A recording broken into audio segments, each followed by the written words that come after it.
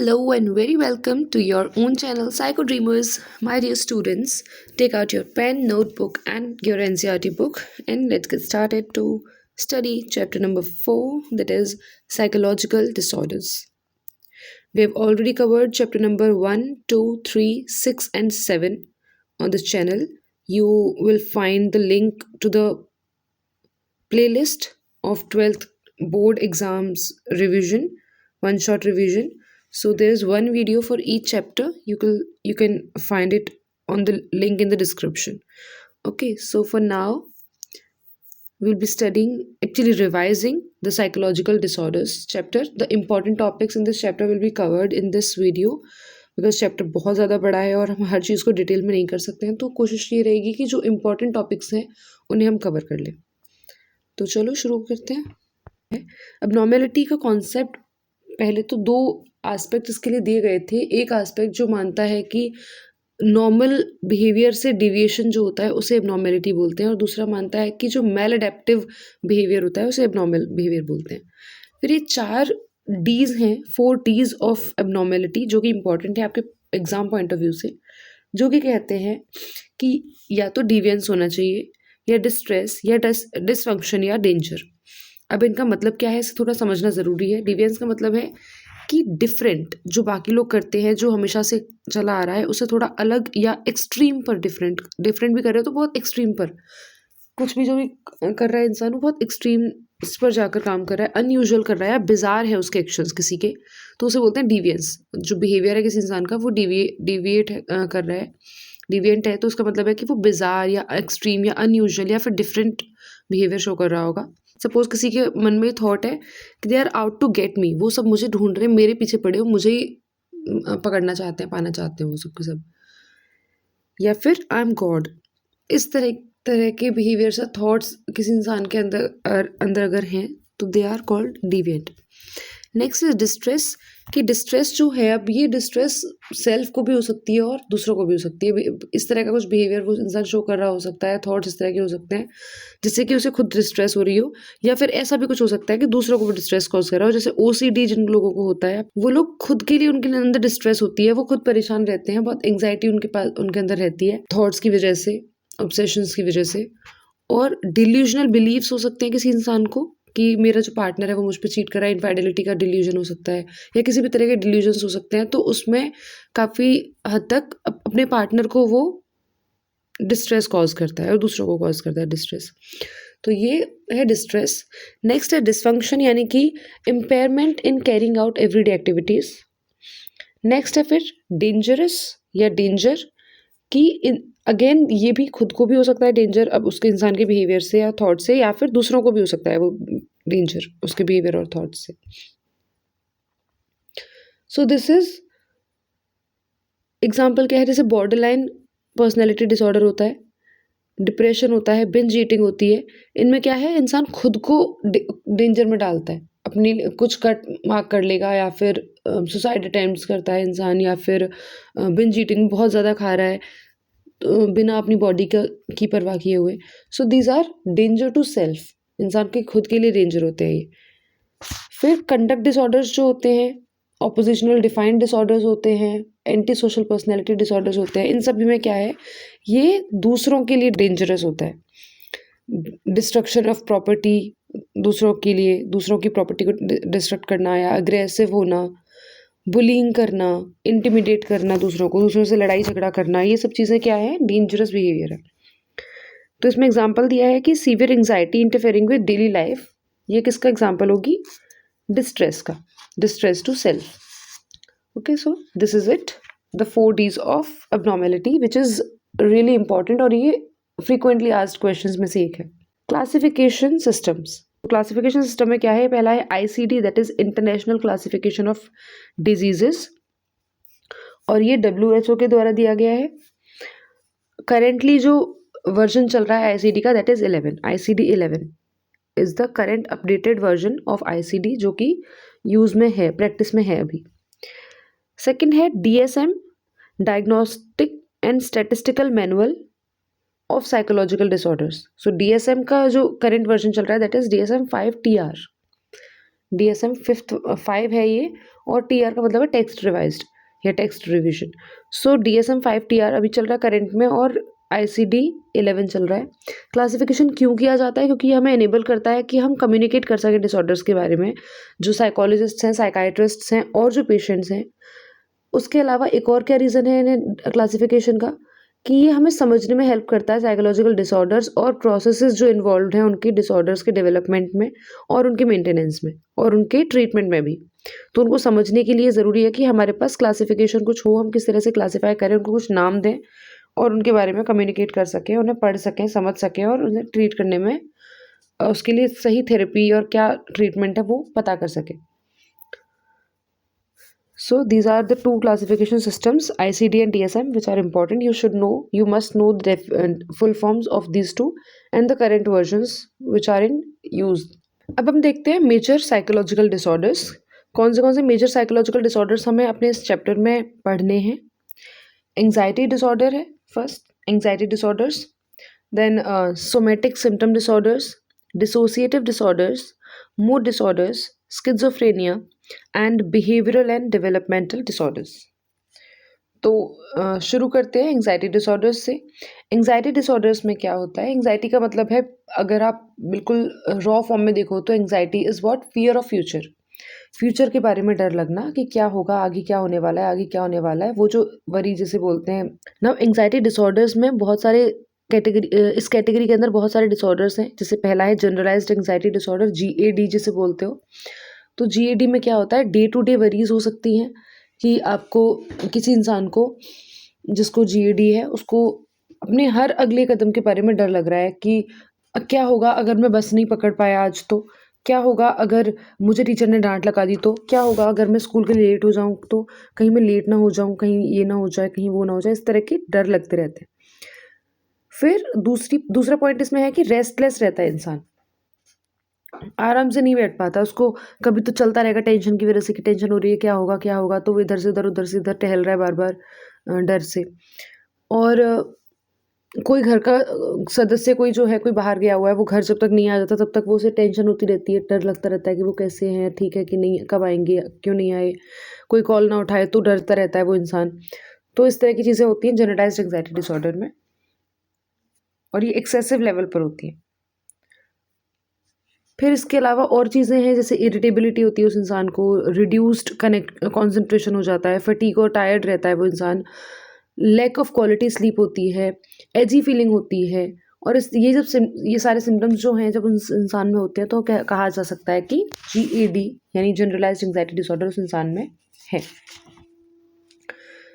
फिर आते हैं फोबियाज़। फोबियाज़ में क्या क्या है? स्पेसिफिक फोबियाज़ हैं, सोशल फोबिया है, एगोराफोबिया है।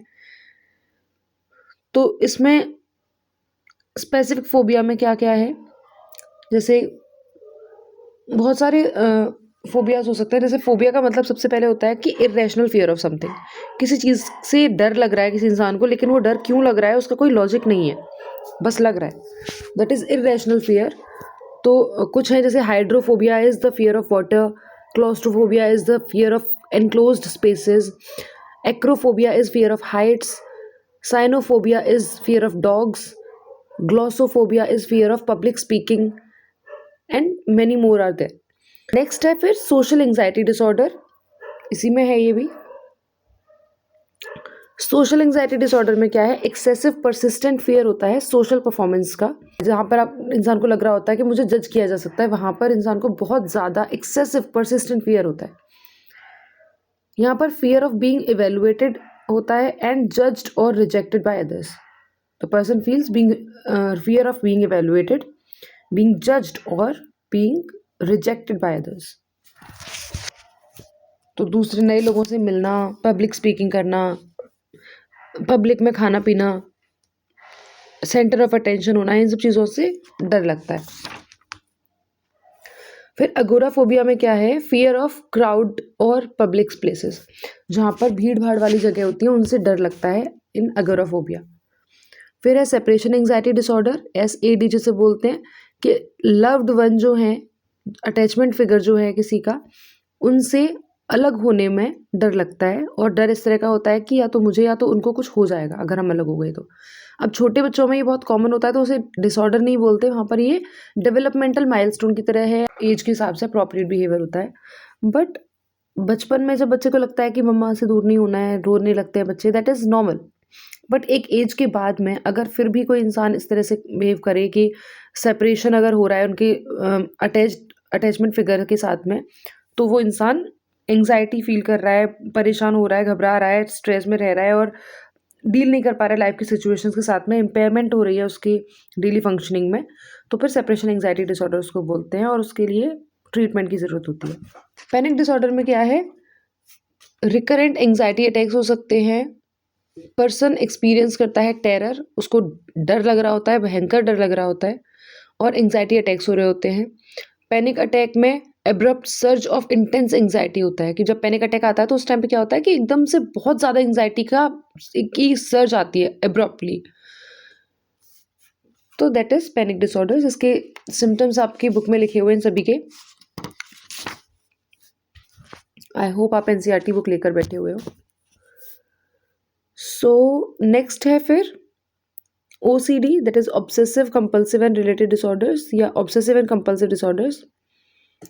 हाउएवर ये एंग्जाइटी डिसऑर्डर का पार्ट नहीं है, ये अलग है। Obsessive compulsive and related disorder is a different category, तो ये इसका पार्ट नहीं है।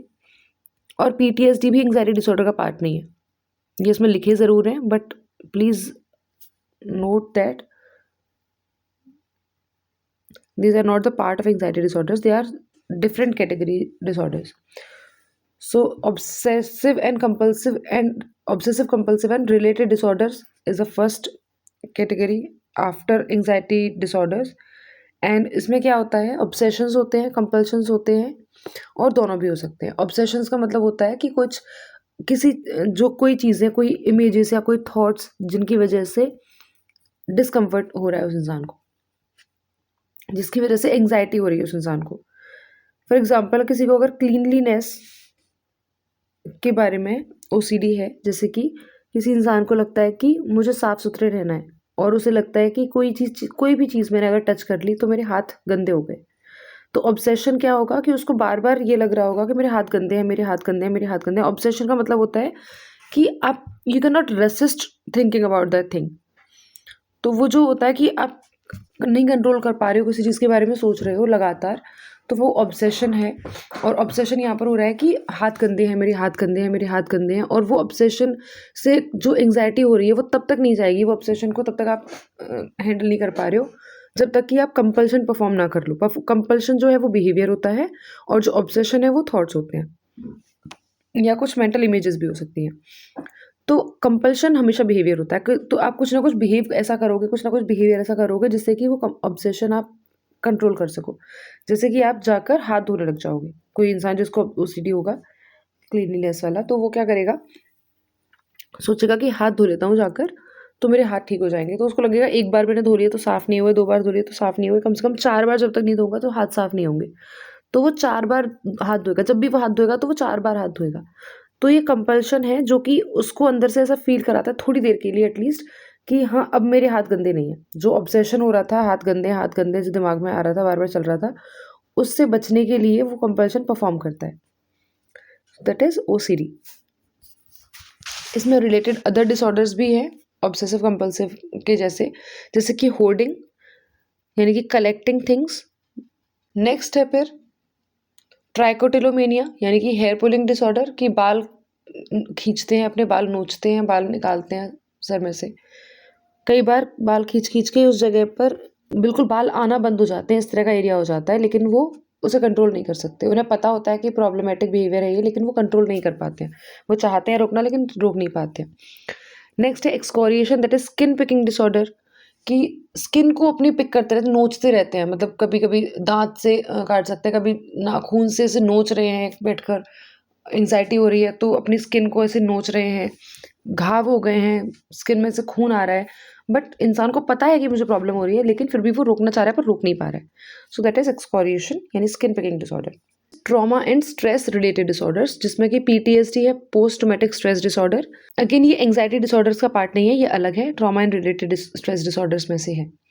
तो पीटीएसडी में होता है कि फॉर एग्जांपल कोई स्टूडेंट्स जिन्हें कि टेररिस्ट अटैक में बचा लिया गया था स्कूल में, उन्होंने देखा है दूसरों को, दूसरे स्टूडेंट्स को घायल होते हुए और मरते हुए, तो वो उनके अंदर एक ट्रॉमा बन गया है, वो ट्रॉमेटिक इवेंट था उनके लिए। अब 6 महीने बाद भी वो बच्चे उस सिचुएशन को भुला नहीं पा रहे हैं, उनको फ्लैशबैक्स आते हैं उस सिचुएशन के, उनको सपनों में आती हैं वो चीज़ें, जिस तरह से उस दिन हुआ था, जो उन्होंने देखा, वो सब उनके सपनों में आते हैं, उनको फ्लैशबैक्स आते हैं और वो डरते हैं। उस वजह से उनको बहुत ज़्यादा स्ट्रेस होती है, जो कि अनकंट्रोलेबल होती है अक्सर। So this is PTSD. इसके अलावा एक और भी है, that is acute stress disorder. अब नेक्स्ट हम चलते हैं आगे, somatic symptom and related disorders. अब somatic symptom and related disorders में क्या है, इसमें होता है कि फिजिकल सिम्टम्स होते हैं, लेकिन जो रीज़न है वो फिजियोलॉजिकल नहीं होता है, वो मेंटल होता है, इमोशनल होता है। कोई मेडिकल कॉज नहीं नज़र आता है, लेकिन फिजिकल सिम्टम्स दिख रहे होते हैं। जैसे कि किसी इंसान के पैरों में बहुत दर्द हो रहा है, महीने हो गए, कभी कभी सालों हो गए, पैरों में दर्द हो रहा है, लेकिन कितने भी चेकअप्स करा लिए, कभी पैरों में कोई प्रॉब्लम नहीं आई। पेट दर्द होता है, लेकिन पेट में कोई प्रॉब्लम नहीं है, डॉक्टर्स ने बहुत चेकअप्स करा लिए, हर तरह के चेकअप्स करा लिए, लेकिन कोई प्रॉब्लम ही नहीं है, लेकिन फिर भी दर्द हो रहा है। तो जो सिम्टम्स हैं वो तो फिजिकल है, दिख रहा है, बॉडी में सिम्टम्स नज़र आ रहे हैं, कुछ ना कुछ हो रहा है, मे बी इंसान चल नहीं पा रहा है, कभी कभी ब्लाइंडनेस या डेफनेस भी हो सकती है, लेकिन उसका कोई मेडिकल रीज़न नहीं है। पैरालिसिस भी हो सकती है इनफैक्ट, बट मेडिकल रीज़न नहीं है, कुछ भी कोई उनको बॉडी में कोई प्रॉब्लम नहीं है, लेकिन प्रॉब्लम चलने फिरने में, बॉडी में प्रॉब्लम वैसे दिख रही है, लेकिन फिजियोलॉजिकल लेवल पर मेडिकली अगर चेक किया जाता है तो कोई प्रॉब्लम नहीं आती है। इसमें क्या क्या होते हैं डिसऑर्डर्स में, पहला होता है सोमैटिक सिम्टम डिसऑर्डर, जो हमने अभी बात की जिसके बारे में।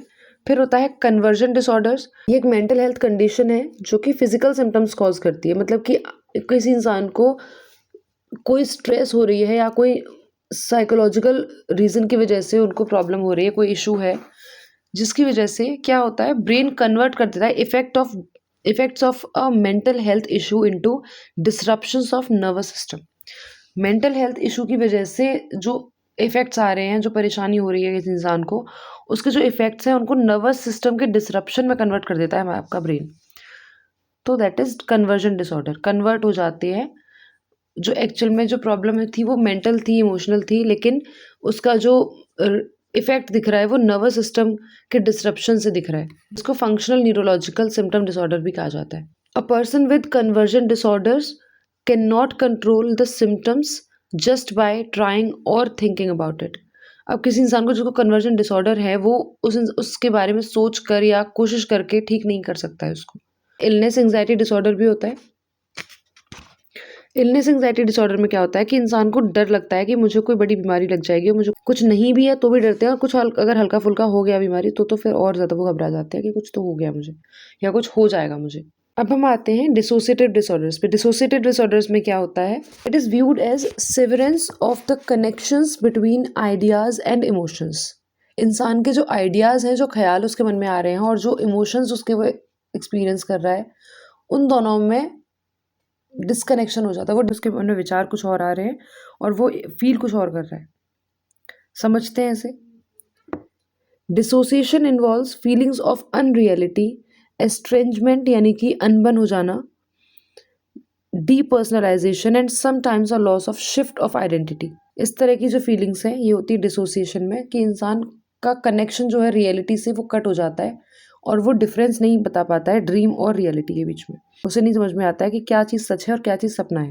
ये डिसोसिएटिव डिसऑर्डर्स की की कैरेक्टरिस्टिक है। Painful experiences are a defining characteristic of dissociative disorders. Sudden temporary alterations हो जाते हैं कॉन्शियसनेस के, जिसकी वजह से पेनफुल एक्सपीरियंसेस होते हैं, और यही एक डिफाइनिंग कैरेक्टरिस्टिक होती है डिसोसिएटिव डिसऑर्डर्स की। अब इस कंडीशन में डिसोसिएटिव डिसऑर्डर्स में क्या क्या आता है, पहला है dissociative amnesia, dissociative identity disorder and depersonalization realization disorder. Dissociative amnesia में क्या होता है कि extensive but selective memory loss हो जाता है, जिसका कोई भी ऑर्गेनिक कॉज नहीं होता, यानी कि कोई हेड इंजरी या कोई इस तरह की प्रॉब्लम नहीं है, लेकिन मेमोरी लॉस हो रहा है। फिर डिसोसिएटिव आइडेंटिटी डिसऑर्डर में क्या होता है कि मल्टीपल पर्सनैलिटी डिसऑर्डर भी कहा जाता है इसको, कि एक इंसान की एक से ज़्यादा पर्सनैलिटीज़ होती हैं जो कि कभी कभी एक दूसरे के बारे में अवेयर भी नहीं होती हैं। जब इंसान एक पर्सनैलिटी टाइप में आ गया है तो उसको नहीं याद रहता है कि उसकी दूसरी भी एक और पर्सनैलिटी है। और कभी कभी ऐसा होता है कुछ लोगों में कि उन्हें दोनों अपनी सारी पर्सनैलिटीज़ याद रहती हैं। वो जब एक पर्सनैलिटी टाइप में है तो उसको याद रहता है कि मेरी 4-5 पर्सनैलिटीज़ और भी हैं, वो इस तरह की है। तो दोनों तरीके से ये पॉसिबल, दोनों तरह से पॉसिबल है कि याद रह हो भी सकता है, पता हो भी सकता है, नहीं भी पता हो सकता है। और ये चाइल्डहुड ट्रॉमेटिक एक्सपीरियंसेस के बेसिस पर ज़्यादा एसोसिएट किया जाता है उनके साथ में, कि बचपन में कुछ ऐसा ट्रॉमेटिक उन्होंने देखा होता है, कुछ ना कुछ ऐसे एक्सपीरियंसेस होते हैं उनके, जिनकी वजह से उनकी एक्स्ट्रा आइडेंटिटीज़ बन जाती है, काफ़ी सारी आइडेंटिटीज़ बन जाती है और वो उनमें स्विच करते रहते हैं। डीपर्सनलाइजेशन डीरियलाइजेशन डिसऑर्डर, जिसमें ड्रीम लाइक स्टेट होती है, जिसमें कि इंसान का जो सेंस ऑफ रियल सेल्फ होता है रियलिटी से वो अलग हो जाता है। वो नहीं पहचान पाता है कि मैं सपने में हूँ या हकीकत में हूँ। डी रियलाइजेशन मतलब कि रियलिटी क्या है, सच्चाई क्या है, असली लाइफ क्या है और क्या असली लाइफ नहीं है, कहाँ पर सपना है, वो उसे पता कर पाना, समझ पाना उनके लिए बहुत मुश्किल हो जाता है। डीपर्सनलाइजेशन, अपने आप से वो डिस्कनेक्टेड फील करते हैं।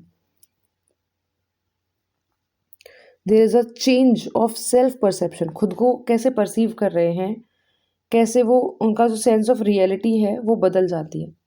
मूड डिसऑर्डर्स में क्या है? मेजर डिप्रेशन या मेजर डिप्रेसिव डिसऑर्डर्स, जिसमें कि परसिस्टेंट सैडनेस होती है। एंड बाइपोलर डिसऑर्डर, जिसमें कि फेजेस बदलते हैं।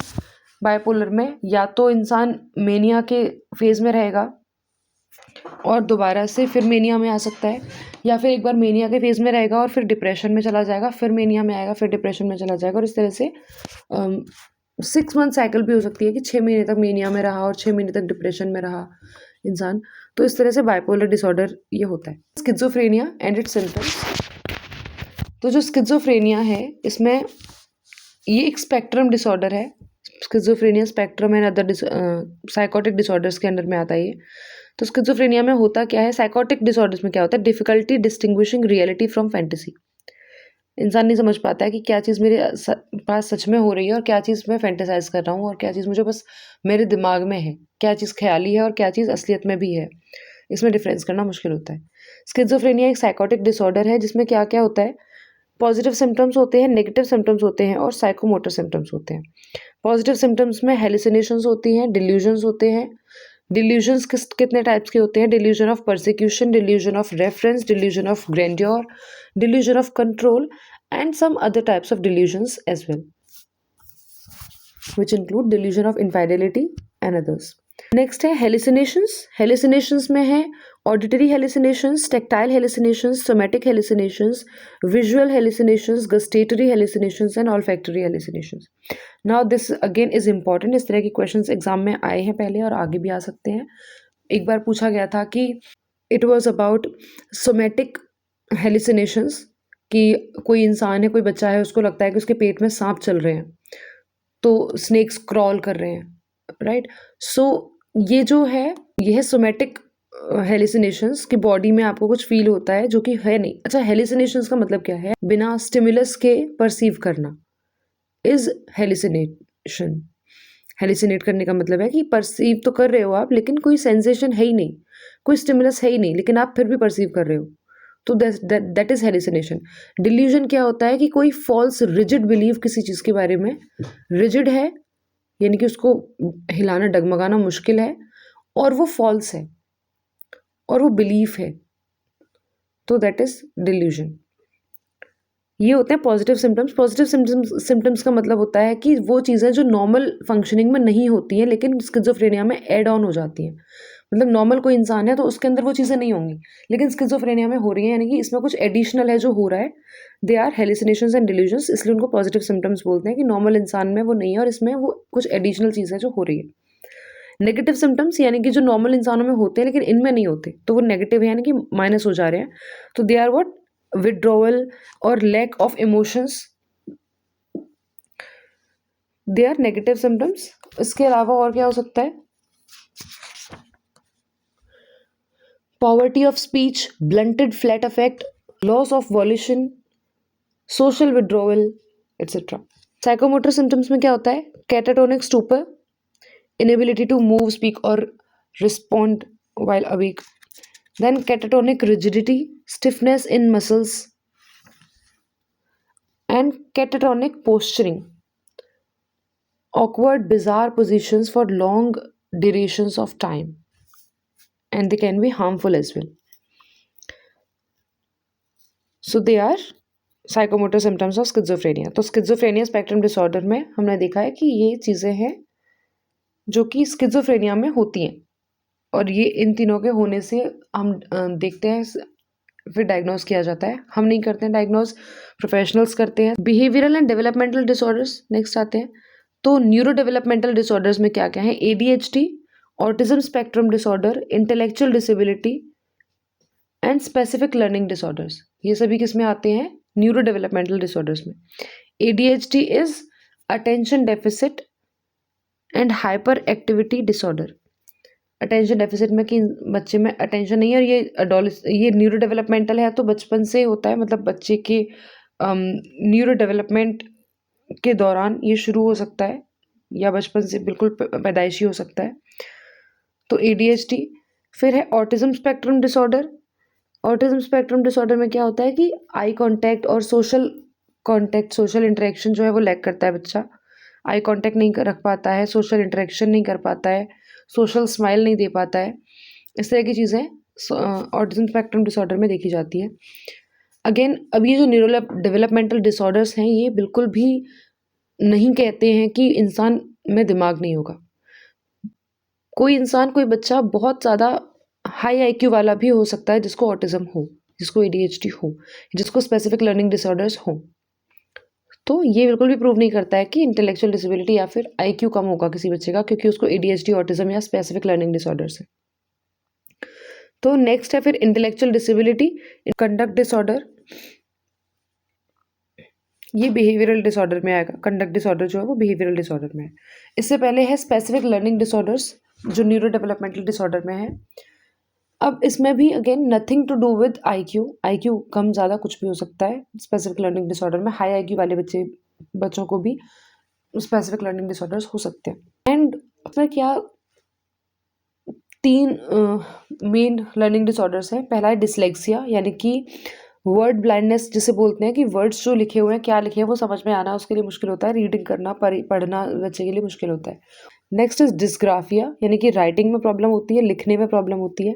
डिसकैलकुलिया, यानी कि मैथ्स से रिलेटेड नंबर्स के साथ में डील करने में प्रॉब्लम होती है डिसकैलकुलिया, और कैलकुलेशंस करने में प्रॉब्लम होती है। फिर बिहेवियरल डिसऑर्डर्स में क्या है? कंडक्ट डिसऑर्डर के अलावा इसमें disruptive impulse control and conduct disorders एक अलग अपने आप में कैटेगरी है, जिसमें है कि the disorders included under this category are oppositional defiant disorders, ODD जिसे बोलते हैं, ऑपोजिशनल डिफाइंड डिसऑर्डर है। कंडक्ट डिसऑर्डर्स हैं और बाकी भी है, जिसमें कि जो बच्चे होते हैं विद ODD यानी कि oppositional defiant disorders display as inappropriate amounts of stubbornness. वो बहुत ज़्यादा हठी ज़िद्दी हो जाते हैं, जो कि उनकी एज के लिए अप्रोप्रिएट नहीं है, कि किसी ने बोला है कि ऐसा करो तो बिल्कुल भी नहीं करूँगा, और वो एक पर्टिकुलर एज में बच्चे करते हैं, that is very normal. But as inappropriate जब हो जाता है, इनअप्रोप्रिएट कि बच्चे की एज उस तरह की नहीं है, वो बड़ा हो गया है, लेकिन फिर भी वो दूसरों के जो बड़े कह रहे हैं बस इसलिए उसे ना मानने के लिए कुछ भी ऑपोजिट कर रहा है, तो that is called oppositional defiant disorders. They are irritable, defiant, disobedient and behave in a hostile manner. इनके अलावा फिर फीडिंग एंड ईटिंग डिसऑर्डर्स भी होते हैं। फीडिंग एंड ईटिंग डिसऑर्डर्स में एनोरेक्सिया नर्वोसा है, बुलिमिया नर्वोसा है, बिंज ईटिंग डिसऑर्डर्स हैं, जो कि इंपॉर्टेंट है आपके एग्जाम पॉइंट ऑफ व्यू से।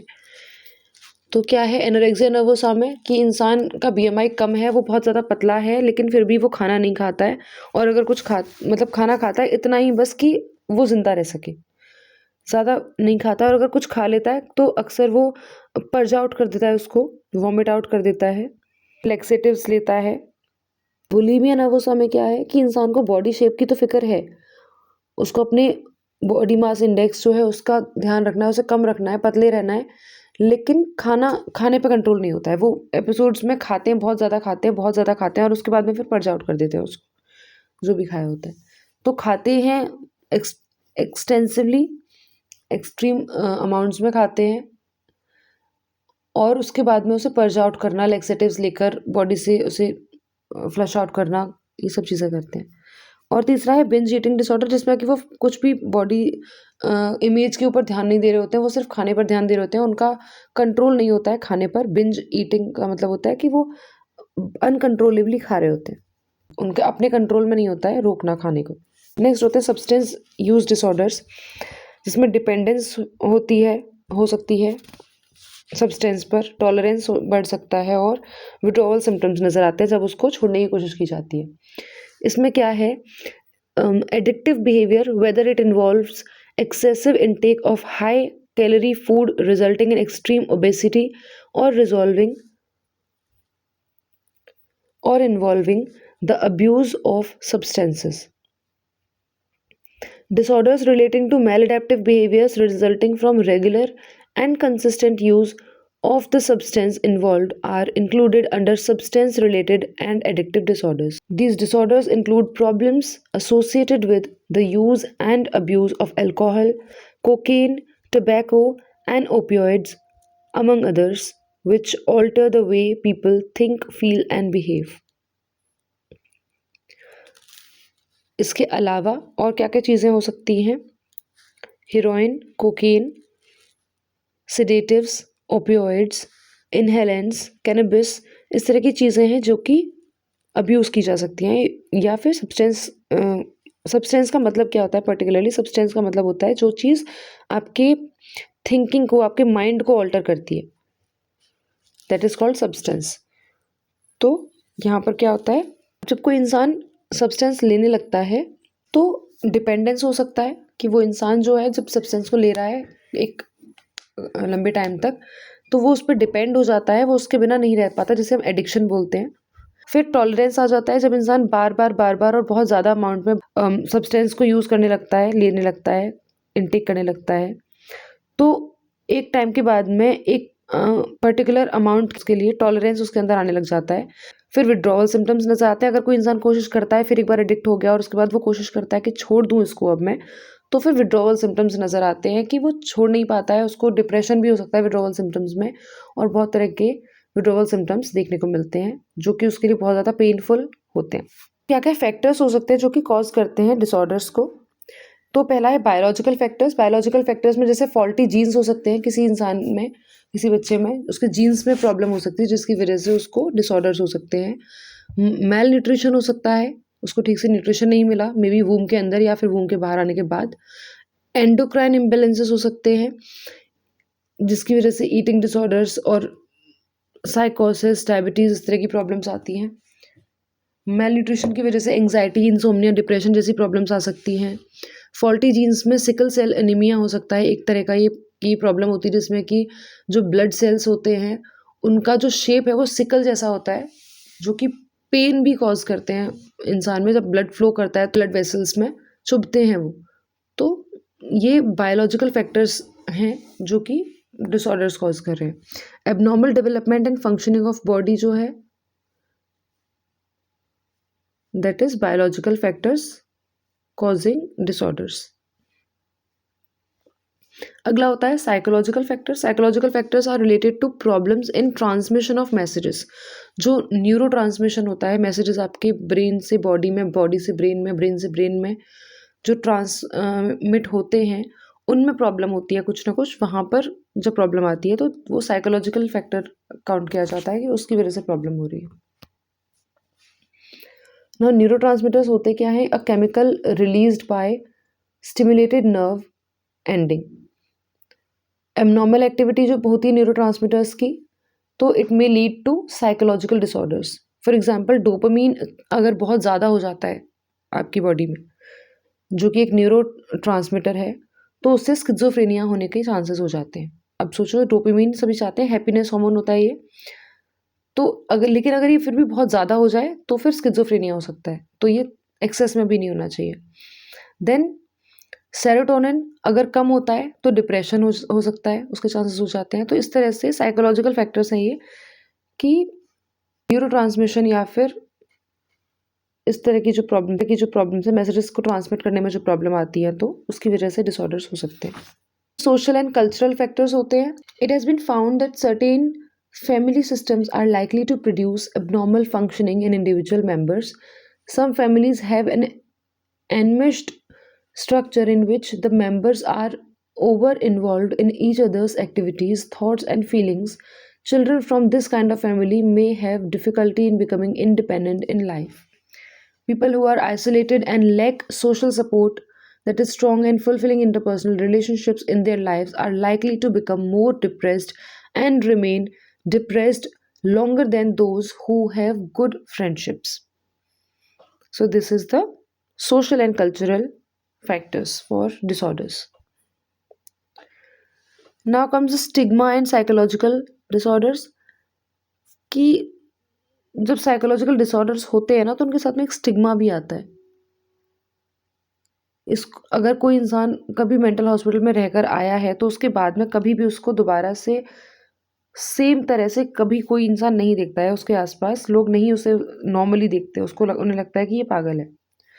कभी भी वो मेंटल हॉस्पिटल जाकर अगर आया है, कुछ टाइम वहाँ रहकर एडमिट होकर और वो बिल्कुल ठीक होकर आया है, तो भी उस पे कलंक की तरह से एक दाग सा लग जाता है कि ये तो पागल है या फिर ये तो प्रॉब्लमेटिक है, एबनॉर्मल है, ये नॉर्मल नहीं है।